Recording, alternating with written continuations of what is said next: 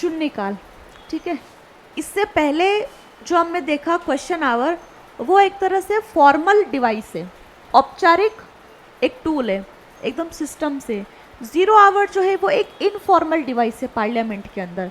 ये हम देख रहे हैं, क्या देख रहे हैं, कंट्रोल करने के तरीके, कौन किस पे कंट्रोल, कार्यपालिका विधायिका के ऊपर किस तरह से नकेल कस सकता है। तो उसमें अलग अलग तरह से प्रश्न पूछ सकता है। तो अपन प्रश्न में दूसरा वाला पढ़ रहे हैं कि पहले वाला क्या था, क्वेश्चन आवर। क्वेश्चन आवर में क्या है कि मीटिंग का जो पहला घंटा है 11 से 12 बजे तक, वो आपका रहेगा प्रश्नकाल। 12 बजे से ये जो है ज़ीरो आवर, ये आधे घंटे के लिए होता है, जनरली आधे घंटे के लिए होगा। ये वाला जो घंटा होता है, इसके अंदर ये एक तरह से इनफॉर्मल डिवाइस है, अनौपचारिक ये है, एक तरीका है। इसमें क्या होता है कि स्पीकर की अनुमति की कोई ज़रूरत नहीं होती है, कोई भी किसी से प्रश्न कर सकता है। इसी के ठीक विपरीत प्रश्नकाल में क्या था, हाउस की जो क्या है, एक परमिशन की ज़रूरत पड़ती है। और शून्यकाल में क्या है कि अनुमति की ज़रूरत नहीं पड़ती है, अनुमति नहीं लेनी पड़ती है। आप फ्री हो क्वेश्चन पूछने के लिए, आप फ्री हो। ये इन दोनों में डिफरेंस है। अब प्रश्नकाल हो गया, शून्यकाल हो गया, उसके बाद हाउस की जो एक्चुअल एक्टिविटी है, काम है, वो काम स्टार्ट होता है 12:30 बजे के बाद से। ठीक है, 11 से 12 एक घंटे के लिए होता है ये।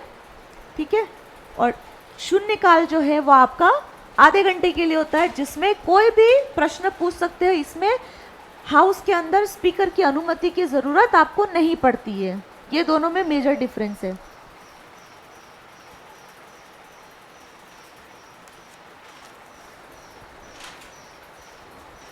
प्रश्नकाल जो है ये एक औपचारिक उपकरण है। ठीक है, फॉर्मल डिवाइस है। और ये जो है ये एक अनौपचारिक उपकरण है। ठीक है, फॉर्मल किस सेंस में कि भाई परमिशन की जरूरत है, पूछेंगे हम, और इनफॉर्मल किस एस्पेक्ट में कि इसमें परमिशन की जरूरत नहीं है, आप फ्री हो क्वेश्चन पूछने के लिए। हाँ, इसमें परमिशन की जरूरत है ना, स्पीकर को पूछना होगा, नोटिस देना होगा, बताना होगा। उपकरण, टूल।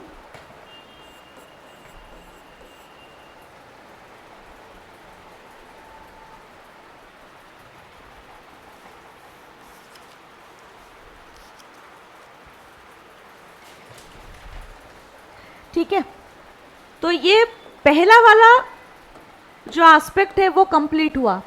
फर्स्ट वाला कि एग्जीक्यूटिव लेजिस्लेटिव पर एक तो प्रश्नों के जरिए नियंत्रण रखती है, दूसरा प्रस्ताव लाकर।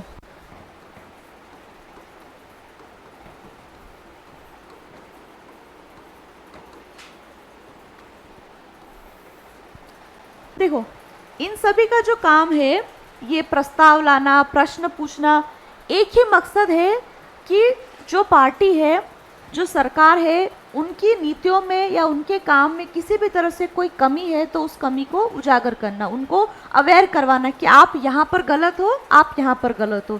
एक तरह से आपको जो है वो क्रॉस चेक का, ये चेक एंड बैलेंस का काम करती है।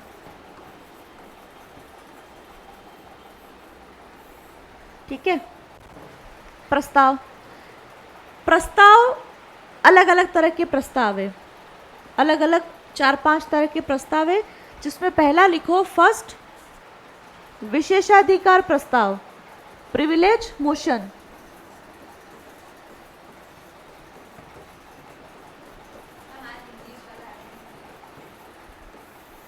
विशेषाधिकार प्रस्ताव नहीं, लेकिन आप भी इसको साथ साथ में, वर्ड में कोई बुराई नहीं है ना, लिखने में कोई नहीं है, लिख लो साथ में। ठीक।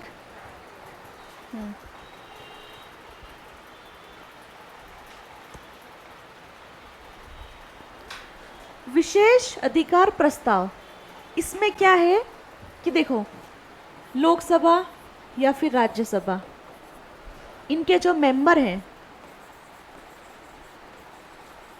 वो कहलाए जाते हैं मेंबर ऑफ पार्लियामेंट। ठीक है, तो इनको हाउस का मेंबर होने के नाते, हाउस का सदस्य होने के नाते क्या होता है, कुछ विशेष अधिकार होते हैं इनको। ठीक है, इनके पास कुछ प्रिविलेजेस होते हैं। ठीक है, अब अगर वो उन अधिकारों का फ़ायदा उठाकर उनके कामों में कोई चूक करता है, अगर वो हाउस के अंदर अब उनका जो काम है वो काम सही सही से वो नहीं करता है, तो उसके खिलाफ क्या होता है कि जो बाकी जो सदस्य है वो मिलके क्या करते हैं, एक तरह से निंदा पेश कर रहे हैं, हम आपके काम की आलोचना करते हैं, क्रिटिसाइज करते हैं, तो उसके लिए ये प्रस्ताव लाया जाता है। बाकी जितने भी काम है, जितने भी मेंबर है, वो क्या करते हैं, एक तरह से ये प्रस्ताव लाते हैं, और इस प्रस्ताव, अगर ये प्रस्ताव पास हो जाता है, ठीक है, तो इसका मतलब ये है कि जिस भी मेंबर के खिलाफ पास हुआ, इसका मतलब ये है कि आप आपका काम जो है वो सही तरीके से नहीं कर रहे हो। ये इसका मतलब है कि आपके कामों की जो है वो एक तरह से निंदा करते हैं कि आप हाउस के अंदर काम सही सही नहीं कर रहे हो। तो इससे क्या होगा कि जिस मेंबर के खिलाफ हुए तो वो अपने काम में क्या करेगा, इम्प्रूवमेंट करेगा, या फिर वो जहाँ गलत है वो मानकर उस अपनी गलती को करेक्ट भी करता है। ये जो है ये एक सदस्य के खिलाफ पेश किया जाता है। विशेष अधिकार जो है ये किसके खिलाफ, किसी एक सदस्य, कि भाई आपका जो है तरीका सही नहीं है, आपने ये काम गलत किया, तो हम स्पेशली आपके लिए टारगेट करके क्या करेंगे, विशेषाधिकार को, प्रस्ताव को पास करेंगे। तो हाँ हाँ, कोई भी एक सदस्य अपने अधिकारों का गलत हाँ गलत इस्तेमाल करता है हाउस के अंदर, वो रीज़न कुछ भी हो। के लिए बोलता है ना मैम, हाँ सदस्य जो सब हाँ, मंत्री के खिलाफ ये दोनों अलग अलग नहीं है, कोई भी किसी के भी लिए, वो मंत्री है लेकिन वो सदस्य भी तो है। अगर आप गलत कर रहे हो, ऐसा नहीं, देखो मंत्री और सदस्य ऐसा नहीं कि वो अलग अलग बाइफर्फिकेशन हो गए, वो सदस्य भी है। कोई भी किसी के भी लिए इस प्रस्ताव को जो है वो हाउस के अंदर लाया जा सकता है। हाँ, कि ये इसका मकसद क्या है कि आपके कामों को एक तरह से निंदा करता है, क्रिटिसाइज करता है आपके काम की, कि आपने जो है वो गलत किया है। इसमें लिख लो, हेडिंग लिखो, विशेष अधिकार प्रस्ताव।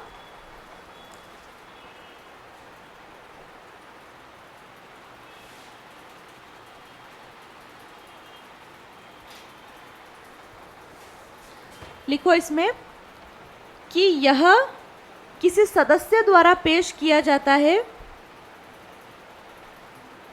यह किसी सदस्य द्वारा पेश किया जाता है। देखो हम क्या पढ़ रहे हैं, हम पढ़ रहे हैं कि कार्यपालिका जो है वो विधायिका के प्रति क्या है, उत्तरदायित्व है। तो ये एक तरह से क्या है कि जो विधायिका है वो कार्यपालिका के ऊपर नियंत्रण रख रही है, और कार्यपालिका के अंदर कौन कौन आया, राष्ट्रपति हुआ, उपराष्ट्रपति हुआ, मंत्रिमंडल हुआ। तो ये जो है प्रस्ताव ये सदस्य मंत्री के लिए पेश करेंगे। ठीक है, क्योंकि हम क्या पढ़ रहे हैं, कार्यपालिका विधायिका कार्यपालिका के ऊपर नियंत्रण रख रही है, यानी कि सदस्य मंत्री के ऊपर। तो ये मंत्री स्पेसिफिक, ये डाउट वापस क्लियर हो जाएगा। लिखो इसमें, यह किसी सदस्य द्वारा पेश किया जाता है, यह किसी सदस्य द्वारा पेश किया जाता है जब सदस्य यह महसूस करता है कि, जब सदस्य यह महसूस करता है कि सही तथ्यों को प्रकट नहीं कर, सही तथ्यों को प्रकट नहीं कर या गलत सूचना देकर, या गलत सूचना देकर किसी मंत्री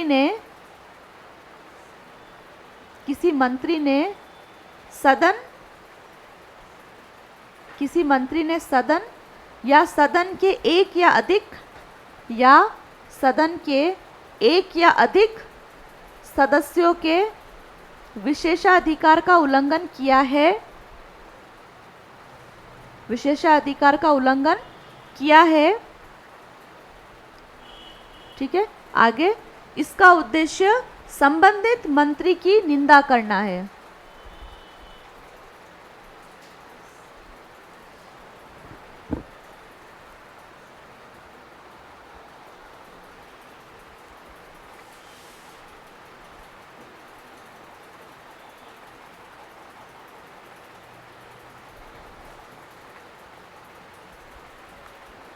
ठीक। दूसरा,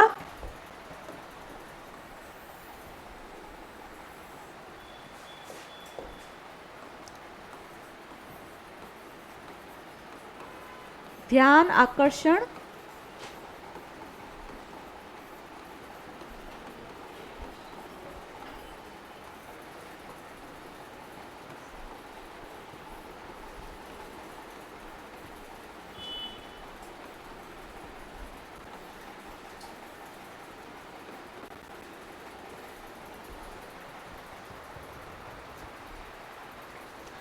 इसमें क्या होगा कि कोई भी सदस्य किसी भी मंत्री के खिलाफ, किसी भी मंत्री का ध्यान आकर्षण करने के लिए किसी इम्पोर्टेंट मुद्दे पर, किसी अहम मुद्दे पर मंत्री का ध्यान आकर्षण हो, उसके लिए ये प्रस्ताव पास किया जाता है।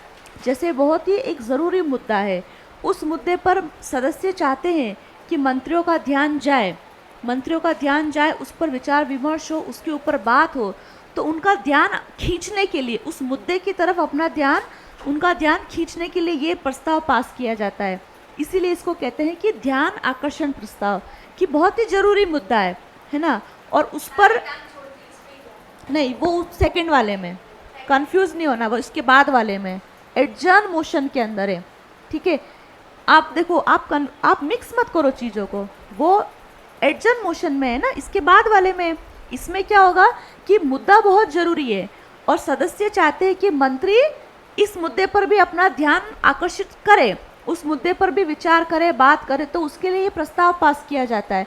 इसमें क्या होता है कि सदन की जो बाकी गतिविधियां है उसमें रुकावट नहीं आती है, उसको बिना रोके ये प्रस्ताव पास किया जाता है ताकि इस पर भी काम हो। लेकिन इसके बाद वाला जो मोशन पढ़ेंगे उसमें क्या होगा कि जरूरी मुद्दे पर ध्यान भी खींचते हैं बाकी सारे कामों को रोक के। इसमें क्या है कि बाकी सारे कामों को रोका नहीं जाता, सारे कामों के साथ साथ किसी एक स्पेशल मुद्दे पर भी, किसी एक स्पेशल मुद्दे, जो भी इम्पोर्टेंट मुद्दा है उस पर भी डिस्कशन हो, तो उसके लिए प्रस्ताव पास किया जाता है, आपका ध्यान खींचने के लिए।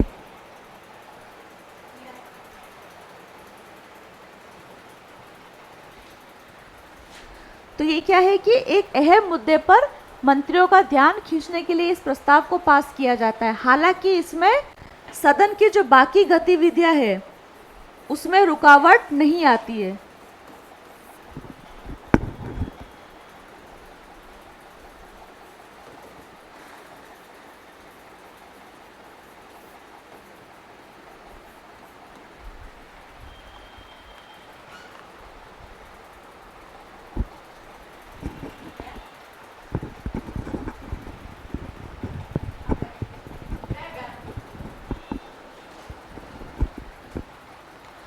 तो ध्यान आकर्षण में क्या है कि बाकी की जो एक्टिविटी है वो प्रभावित नहीं होती है। इसमें लिखो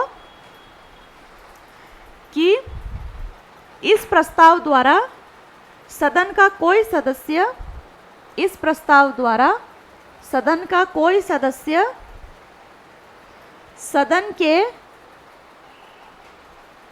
स्पीकर, सदन के स्पीकर की अनुमति से किसी मंत्री का ध्यान, किसी मंत्री का ध्यान लोक महत्व के किसी भी मामले पर आकर्षित कर सकता है, लोक महत्व के किसी भी मामले पर आकर्षित कर सकता है।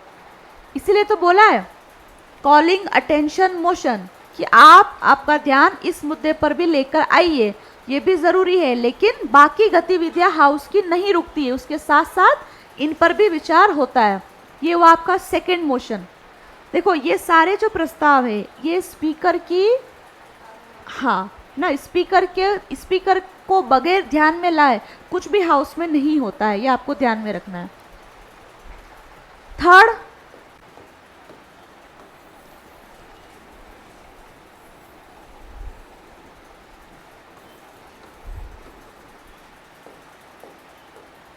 तीसरा लिखो स्थगन प्रस्ताव।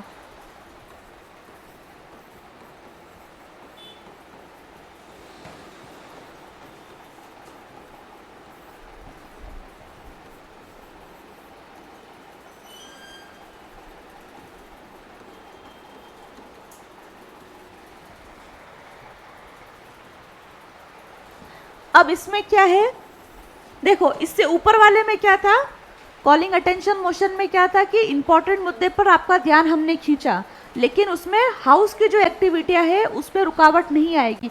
इसमें क्या होगा, सदन की जो बाकी गतिविधियां है उनको रोक कर सिर्फ और सिर्फ उसी मुद्दे पर आप ध्यान दो। उसके लिए जब कोई प्रस्ताव पास किया जाता है तो उसको क्या कहते हैं, स्थगन प्रस्ताव। स्थगन प्रस्ताव क्यों कहा है हमने, क्योंकि हाउस की बाकी एक्टिविटियों को रोक कर एक तरह से उसको एडजर्न करके सारा का सारा ध्यान किसी एक स्पेशल मुद्दे पर आकर जब टिक जाता है उसी पर बात होगी, उसी पर काम किया जाएगा, उसी पर डिसीजन लिए जाएंगे। तो इस तरह के प्रस्ताव जब हाउस में पेश किए जाते हैं उनको कहते हैं एडजर्न मोशन।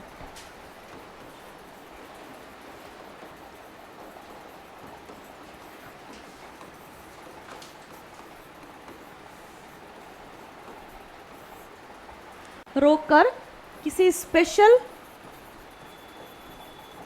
इशू पर डिस्कस किया जाता है। ठीक है,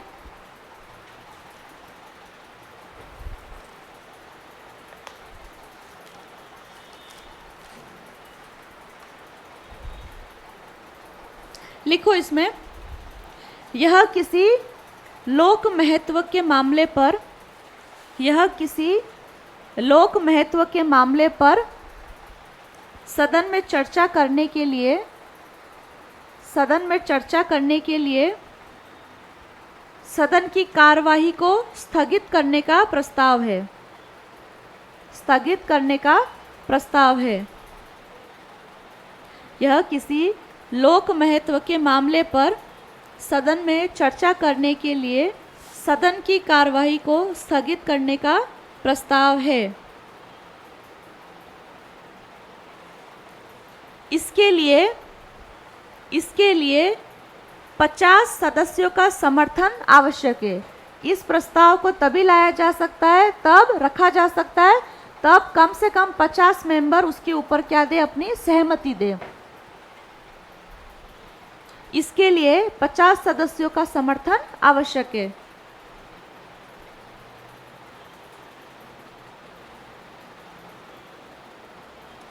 ठीक, फोर्थ,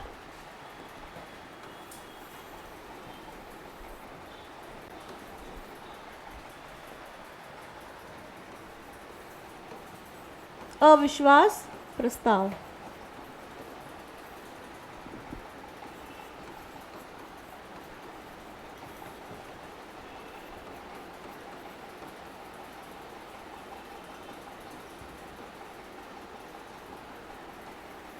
नो कॉन्फिडेंस मोशन। ये प्रस्ताव जब पास हो जाता है तो इसका मतलब क्या है, लोकसभा भंग हो जाती है। लोकसभा भंग होने के कई कारण हैं। ठीक है, एक तो कि जब अपना वो बहुमत खो दे, ठीक है, और ये प्रस्ताव अगर पास हो रहा है तो इसका मतलब ही यही होता है कि आपने आपका बहुमत जो है वो हाउस के अंदर खो दिया है। यानी कि सदन के सारे सदस्य मिलकर बोलते हैं, एक बताते एक कि हम इस सरकार में अब जो है वो अपना विश्वास जो है वो खोते हैं, कि यानी कि अब हम इनका समर्थन नहीं करते हैं। तो उसके लिए जब ये प्रस्ताव पास कर दिया जाता है तो उसका मतलब क्या होता है, उसके बाद में लोकसभा का विघटन हो जाएगा, डिसोल्यूशन हो जाएगा, भंग हो जाएगी लोकसभा। और भंग होते ही क्या, फिर बाद में नए इलेक्शन आए जाएंगे। ये प्रस्ताव लाया ही तब जाता है जब सरकार को गिराना होता है। सरकार को गिराने के लिए ही ये प्रस्ताव लाया जाता है। ठीक है, कि हम जो है वो मतलब खत्म करना है इस सरकार को। और ख़त्म करने का मतलब क्या, फिर से चुनाव होंगे, फिर से मेंबर चुने जाएंगे, फिर से प्राइम मिनिस्टर चुना जाएगा, फिर से, है ना, ये सारे मेंबर जो है वो नए सिरे से आएंगे, नई लोकसभा का गठन होगा। कि हम नहीं चाहते हैं कि ये सरकार अब जो है वो सरकार में बैठे। तो अविश्वास प्रस्ताव क्या है, एक तरह से सरकार को गिराने के लिए लाया जाता है। कि जब आपका सरकार में, हाँ, कई बार होता है, कई बार होता है जब सदन के अंदर जो मेंबर होते हैं वो किसी भी रीजन से लगता है कि ये जो गवर्नमेंट है ये फिट नहीं है, कोई भी रीज़न हो सकता है उसके लिए, कोई भी रीज़न हो सकता है। ठीक है, तो उस केस में क्या करते हैं कि भाई इस सरकार को रखना उचित नहीं, इसको हटा दो। तो उसके लिए क्या करते हैं, अविश्वास प्रस्ताव लेकर आएंगे। जैसे ही प्रस्ताव आएगी, ख़त्म सरकार।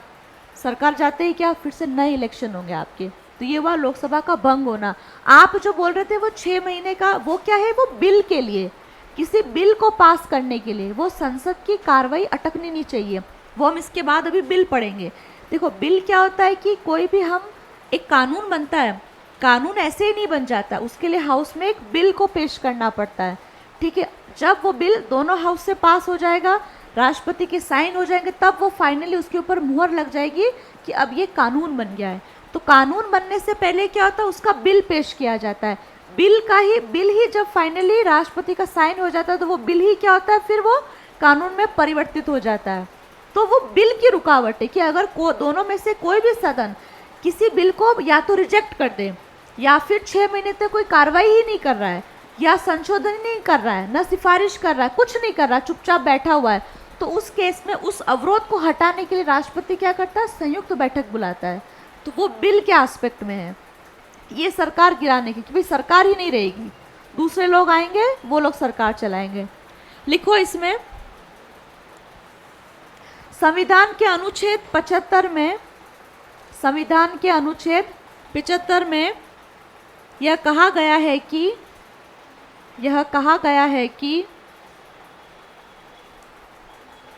संविधान के अनुच्छेद 75 में यह कहा गया है कि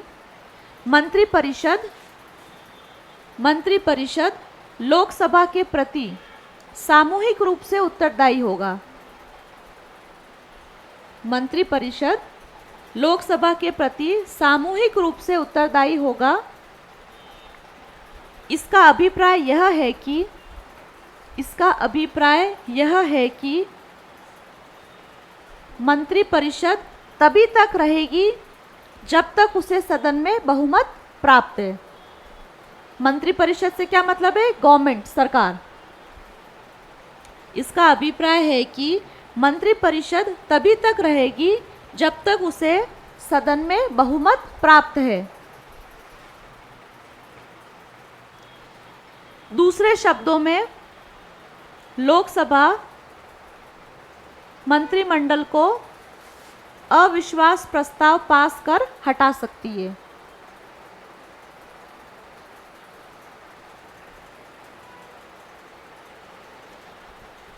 दूसरे शब्दों में, लोकसभा मंत्रिमंडल को अविश्वास प्रस्ताव पारित कर हटा सकती है। प्रस्ताव के समर्थन में 50 सदस्यों की अनुमति अनिवार्य है।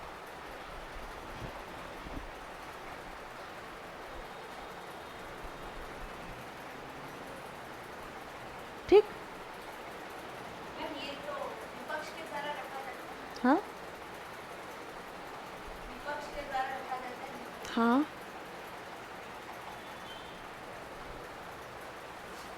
ठीक।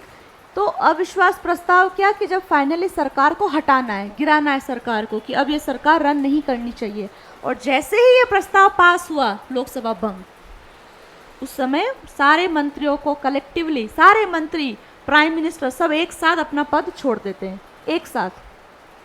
ठीक है, या तो ये रीजन है, देखो लोकसभा भंग होने के किन किन कंडीशन में ध्यान रखो, या तो अविश्वास प्रस्ताव पास हो गया तब, या फिर प्रधानमंत्री ने अपना क्या कर दिया, रिजाइन दे दिया। प्रधानमंत्री के बिना भी काउंसिल ऑफ मिनिस्टर रन नहीं करेगी, प्रधानमंत्री ने भी अपना त्याग पत्र दे दिया, तो उस कंडीशन में ऑटोमेटिकली जो मंत्रिपरिषद है वो भंग हो जाएगा, है ना। ये बहुत सारे तरीके हैं कि कब कब ये जो है वो खत्म होती है।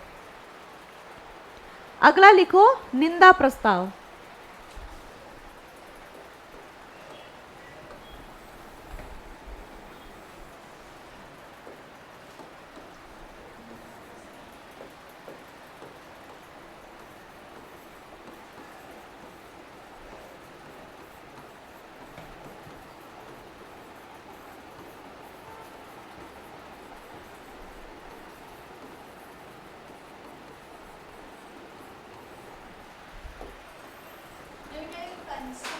सेंश्योर मोशन, निंदा। देखो फर्स्ट में जो हमने पढ़ा था विशेष अधिकार प्रस्ताव, है ना, प्रिविलेज मोशन, उसमें क्या है कि अगर किसी मंत्री ने गलत सूचना दी है या अपना काम सही से नहीं किया है और बाकी के सदस्यों के अधिकारों का उसने हनन किया है, तो उस मंत्री के खिलाफ लाएंगे। इस वाले प्रस्ताव में क्या है कि आपने काम सही से ही नहीं किया है, ठीक है, आपने काम आपका सही से नहीं किया, तो हम एक तरह से आपके कामों की निंदा करते हैं। इसमें किसी के अधिकार का उल्लंघन हो भी सकता है और नहीं भी हो सकता है, दोनों तरह की बातें। इसमें एक लाइन है, सिर्फ छोटा सा लिखो,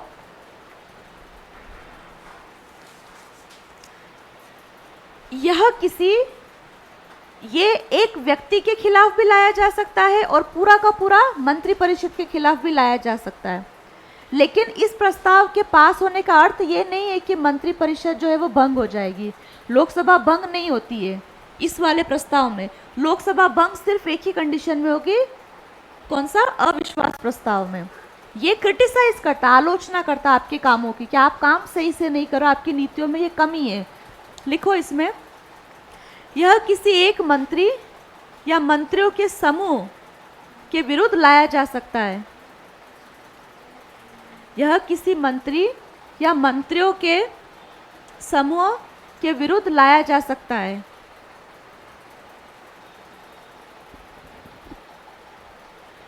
यह मंत्री परिषद की कुछ नीतियों, यह मंत्री परिषद की कुछ नीतियों या कार्य के खिलाफ निंदा के लिए लाया जाता है।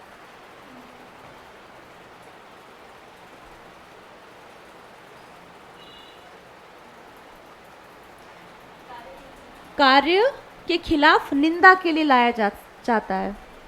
विशेष अधिकार में क्या था कि सदन का मेंबर होने के नाते उनको कुछ स्पेशल प्रिविलेजेस मिले हुए, कुछ स्पेशल फायदे मिले हुए, वो हम अपन पढ़ेंगे आगे। तो अगर आप उन फायदे, उन आपको जो एडवांटेज मिला है उसका फायदा उठाते हो, अगर आप कुछ गलत करते हो, आपके विशेष अधिकार जो आपको मिला हो उसका उल्लंघन करते हो, है ना, अपने फायदे के लिए या किसी और के फायदे के लिए, तो उस केस में विशेष प्रस्ताव जो है वो पास किया जाता है। निंदा में क्या है कि आपकी कुछ नीतियाँ, उसके खिलाफ हम क्या कर रहे हैं? क्रिटिसाइज कर रहे हैं कि ये नीति जो है वो सही नहीं है, उस पर टीका टिप्पणी एक तरह से कर रहे हैं। यह किसी मंत्री, किसी एक मंत्री या मंत्रियों के समूह, कुछ मंत्री भी हो सकते हैं, 3-4 मंत्री भी हो सकते हैं, मंत्रियों के समूह या पूरा का पूरा मंत्री परिषद के विरुद्ध भी यह लाया जा सकता है। ठीक है, इस प्रस्ताव के पास होने का अर्थ ये बिल्कुल भी नहीं है कि लोकसभा जो है वो भंग हो जाएगी, नहीं, क्योंकि यहाँ पे जैसे मंत्री परिषद आया तो आपको लग सकता है कि यह प्रस्ताव पास हो गया, तो नहीं। इसका काम क्या है कि नीतियों के अंदर से मीन मेख निकालना, कमियां निकालना। तो ये एक तरह से क्या करता है कि जो मंत्री परिषद है, जो कार्यपालिका है, उसको एक तरह से मैं कहूँ कि उसको ओब्लाइज करता है, उसको एक तरह से डिसिप्लिन में रखता है कि आप कंट्रोल में रहो, आप दायरे से बाहर मत निकलो। इसका काम यही है। हम कहते हैं ना कि आपने गलत बोला, ये हमें अच्छा नहीं लगा, आपको ऐसा नहीं बोलना चाहिए था, आपको ये शोभनीय नहीं है, तो हमने क्या किया, सामने वाले ने जो बात कही उसका हमने एक निंदा की, उसके ऊपर हमने क्रिटिसाइज किया है कि आपने ये ठीक नहीं किया। तो उसके लिए क्या होता है कि सामने वाले के पास एक स्कोप डेवलप होता है अपनी गलती को सुधारने का। इसका मतलब सज़ा देना नहीं है, गलती को निकालना और उनको इम्प्रूव करने के लिए एक मौका देना होता है। फिर जो नीतियाँ होती है उनमें फिर क्या होता है, नए इम्प्रूवमेंट भी करते हैं। ठीक, ये है आपका निंदा प्रस्ताव। अब निंदा प्रस्ताव और अविश्वास प्रस्ताव के अंदर अपन डिफरेंस देखेंगे। देखो, देखने से लगता है दोनों सेम है। हमने कहा अविश्वास प्रस्ताव क्या है कि पूरे के पूरे मंत्री परिषद सरकार के लिए लाया जाता है, और ये भी निंदा प्रस्ताव जो है ये भी मंत्री परिषद, मंत्री किसी के भी लिए लाया जा सकता है। तो खास अंतर क्या है? पहला अंतर,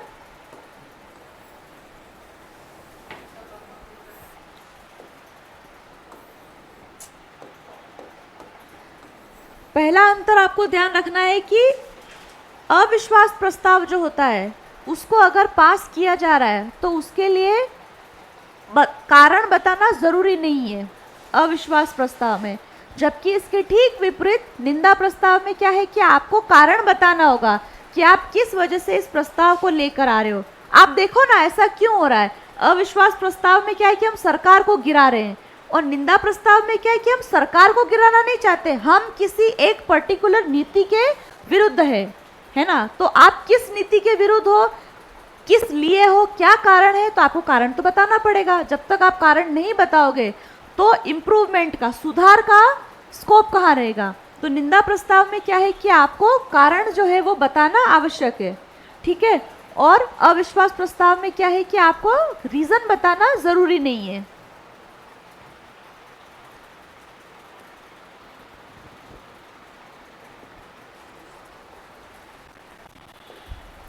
ठीक, पहला डिफरेंस क्या है कि कारण बताना आवश्यक है, किसमें? निंदा प्रस्ताव में। और अविश्वास प्रस्ताव में कारण बताना आवश्यक नहीं है, ठीक। दूसरा, अगर निंदा प्रस्ताव पास होता है तो इसका ये अर्थ कतई नहीं है कि सरकार इससे गिर जाएगी। सरकार इससे भंग जो है वो नहीं होती है। सरकार भंग होगी अविश्वास प्रस्ताव से। ये बात क्यों बोल रहे हैं? क्योंकि कंफ्यूजन होता है कि हम कह रहे हैं कि इसमें भी पूरे के पूरे काउंसिल ऑफ मिनिस्टर के खिलाफ भी लाया जा सकता है, मंत्री और मंत्रियों के समूह के साथ साथ पूरे के पूरे मंत्रिपरिषद के लिए भी लाया जा सकता है। तो इसमें भी तो काउंसिल ऑफ मिनिस्टर के लिए लाया जाता है। तो जब सरकार इसमें गिर रही है तो इसमें क्यों नहीं गिर रही? इसमें क्यों नहीं गिर रही है? क्योंकि ये किसी एक नीति के विरुद्ध है, किसी एक नीति की कमी निकाल रहा है। हम पूरी की पूरी सरकार के खिलाफ नहीं है, हम सरकार के कुछ कार्य से नाराज है कि ये काम जो है वो ठीक नहीं है, इसके अंदर आपको सुधार करना है, इम्प्रूवमेंट आपको करना है। तो ये मेजर दो टेक्निकल डिफरेंस है कि इसमें रीजन को बताना होगा, इसमें कारण को नहीं बताना होगा, ठीक। अगला, धन्यवाद प्रस्ताव।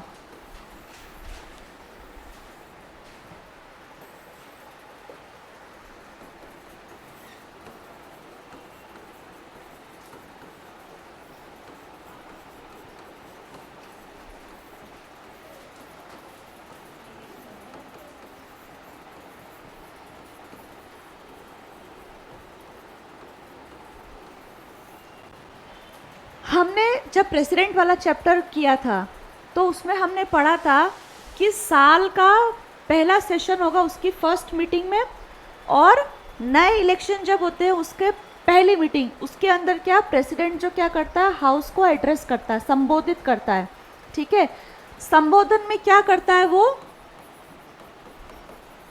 जो सरकार है वो आगामी साल में वो किस तरह से काम करेगी, उसके कार्य को एक तरह से उसके काम का एक ढांचा पेश करता है, एक ढांचा पेश करता है सदन के अंदर संबोधित करके। भाषण देकर वो क्या करेगा, अपना जो सरकार है उसका काम क्या क्या रहेगा, मतलब एक तरह से आप जो काम करोगे आने वाले साल में या आने वाले सेशन में, तो उसकी एक तरह से एक मैं कहूँगी कि एक इंट्रोडक्शन दे देता है, हाउस को संबोधित करता है। और ये भी वो किसकी मदद से करता है, काउंसिल ऑफ मिनिस्टर की एडवाइस से ही करता है, ठीक है। इसका काम क्या है कि सरकार की नीतियों और उनके समकक्ष जो है वो एक ढांचे को पेश करना, सरकार की नीतियों को, कि ऐसे ऐसे सदन के अंदर जो है वो पूरा काम चलेगा, इस तरह से काम किया जाएगा। एक छोटे रूप में एक ब्रीफ इंट्रोडक्शन वो है वो देता है। जब संबोधन हो जाता है, उसके बाद जो राष्ट्रपति ने संबोधित किया है, जो एड्रेस किया है, जो बातें उन्होंने बोली है, उन बातों को लेकर दोनों सदन के अंदर क्या होता है, डिस्कशन चलता है, राज्यसभा और लोकसभा के अंदर। जब वो डिस्कशन से दोनों ही सदन संतुष्ट होते हैं तो वो एक मोशन पास करते हैं, जिसको कहते हैं धन्यवाद प्रस्ताव। इसका काम क्या है कि आपने, राष्ट्रपति ने जो बातें कही है, हाउस जो है वो उन सभी बातों से सहमत है। अब राष्ट्रपति ने जो बातें कही है वो खुद की बातें थोड़ी कही है, उनकी सरकार जो आगे चल के काम करी है, सरकार के कामों को पेश किया है। तो एक तरह से बाकी सारे जो मेंबर है वो क्या है, सरकार के आने वाले कामों के लिए एक अपनी संतुष्टि दे रहे, एक उनमें समर्थन दे रहे कि हम आपसे समर्थित है, हम आपसे संतुष्ट है। तो उसके लिए एक प्रस्ताव पास किया जाता है, जिसको कहते हैं मोशन ऑफ थैंक्स। अगर ये प्रस्ताव पास नहीं होता है तो सरकार गिर जाती है, इस केस में भी सरकार गिर जाती है, फिर से नए इलेक्शन होंगे। ये क्या है, देखो, राष्ट्रपति एड्रेस कर रहा है, राष्ट्रपति किसके लिए एड्रेस कर रहा है, सरकार के कामों की, है ना। तो अगर सदन के मेंबर, सारा पूरा जो हाउस है वो इस बात से सहमत नहीं है, तो इसका मतलब क्या है कि आप जो सरकार बन के आई है, आप सरकार से सहमत नहीं हो। तो उस कंडीशन में अगर ये प्रस्ताव पास नहीं होता है तो सरकार गिर जाती है। और प्रस्ताव का पास होने का मतलब क्या है कि आप संतुष्ट हो, आप समर्थन करते हो। ठीक, इसमें लिखो प्रत्येक आम चुनाव के पहले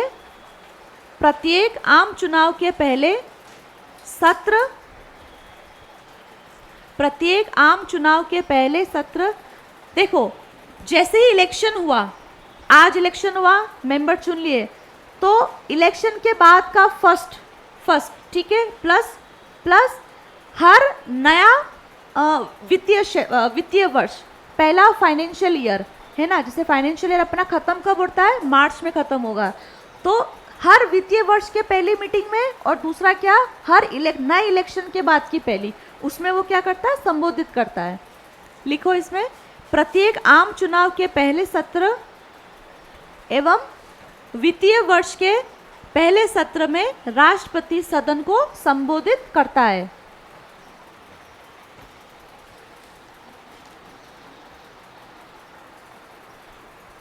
वो कहते हैं ना, नए साल का नया एक ब्यौरा पेश करता है, यूं समझो आप, वो क्या है, एक ढांचा, एक ब्यौरा पेश करता है सरकार का कि ऐसे ऐसे चलना है आपको। फाइनेंशियल ईयर कब से कब तक होता है, जनवरी से दिसंबर तक नहीं होता है, पता है ना आपको। फाइनेंशियल ईयर कब खत्म होता है, एक वित्तीय वर्ष मार्च, है ना, ये ध्यान रखना है। यूं नहीं कि जनवरी से शुरू हुआ दिसंबर तक खत्म हुआ।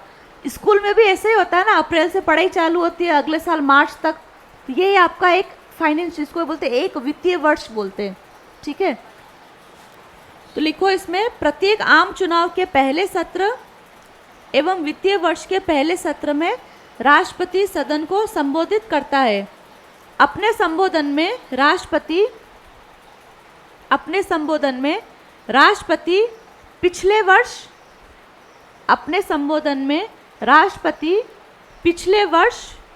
और आने वाले वर्ष में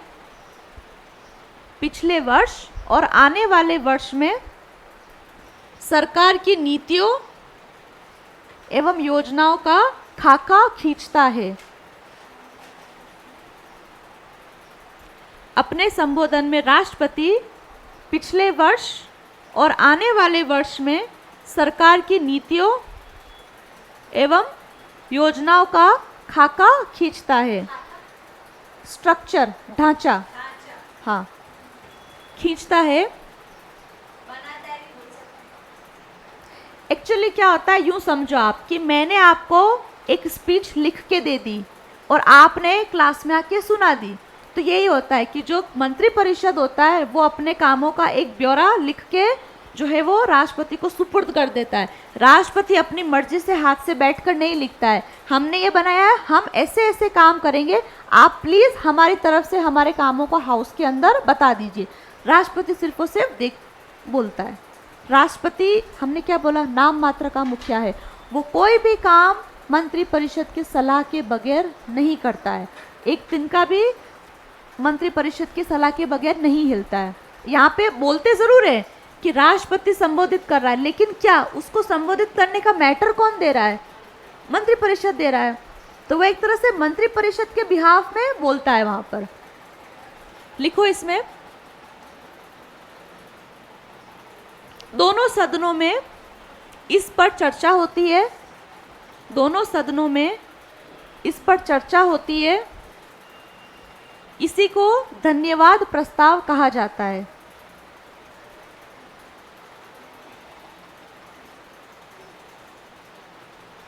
मैं वो लिखी बुक में धन्यवाद भेजते हैं प्रस्ताव। तो दोनों सदनों में इस पर चर्चा होती है, इसी को धन्यवाद प्रस्ताव कहा जाता है। बहस के बाद प्रस्ताव को मत विभाजन के लिए रखा जाता है। डिस्कशन हो गया तो फिर क्या, वोटिंग के लिए। बहस के बाद प्रस्ताव को मत विभाजन के लिए रखा जाता है।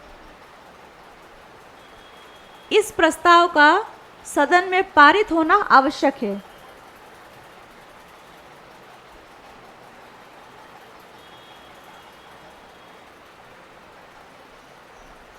इस प्रस्ताव का सदन में पारित होना आवश्यक है, नहीं तो इसका तात्पर्य सरकार का पराजित होना होता है?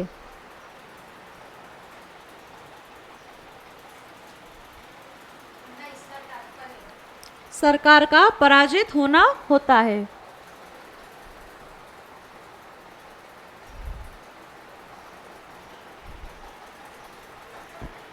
यह एक तरह से क्या है कि मतलब एक मौका देता है कि सरकार की नीतियों में कमियां निकालो, एक त्रुटि निकालने का अवसर देता है कि आप बताओ, पहले ही बताओ, आपको एक चांस दिया है।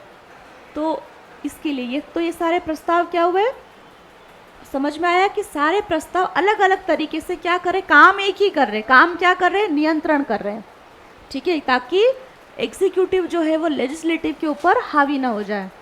ठीक, ये हुआ कि कंट्रोल किस तरह से रखते हैं। पहला क्या हुआ, प्रश्नों के जरिए, क्वेश्चन के जरिए। दूसरा, प्रस्ताव पास करके।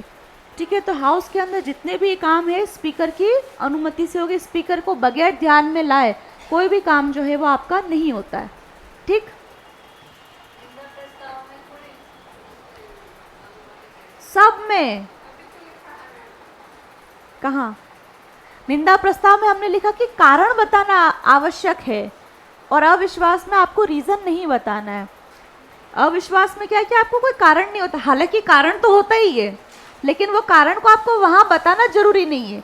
कोई ना कोई बहुत बड़ा कारण होता होगा, तभी तो सरकार को गिराओगे, ऐसे तो हवा में तो नहीं गिराओगे ना, रीजन होता होगा, लेकिन वो रीजन बताना आवश्यक नहीं है। ये जो मूल इसका जो नाम है धन्यवाद प्रस्ताव, हाँ, तो इसमें अपन ने वो तो लिखा ही नहीं है। क्या? तो जब राष्ट्रपति जो बोलता है, स्पीच देता है, हाँ, है ना, हाँ, तो तो उसके लिए